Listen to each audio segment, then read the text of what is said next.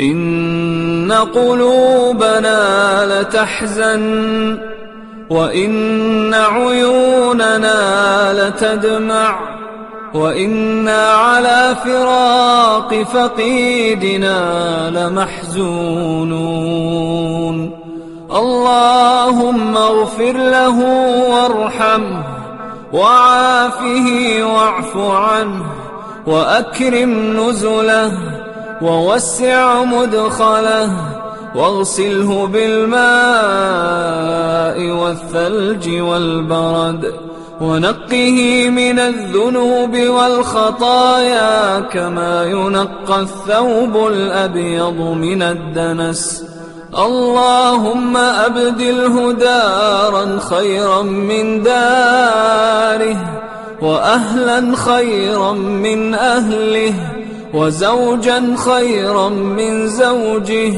اللهم أدخله الجنة اللهم أدخله الجنة وأعذه من عذاب القبر وعذاب النار.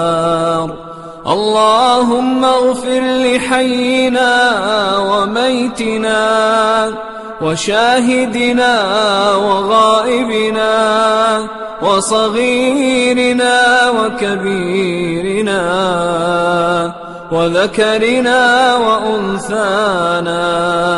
اللهم من أحييته منا فأحيه على الإسلام اللهم من أحييته منا فأحيه على الإسلام ومن توفيته منا فتوفه على الإيمان.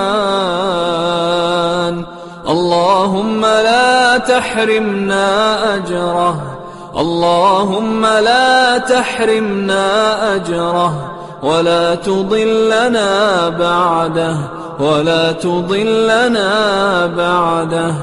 اللهم يمن كتابه وهون حسابه ولين ترابه وألهمه حسن الجواب وطيب ثراه وأكرم مثواه واجعل الجنة مستقره ومأواه.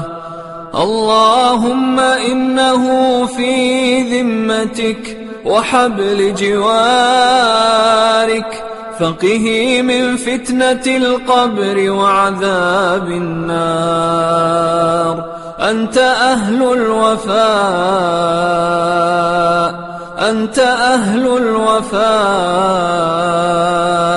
أنت أهل الوفاء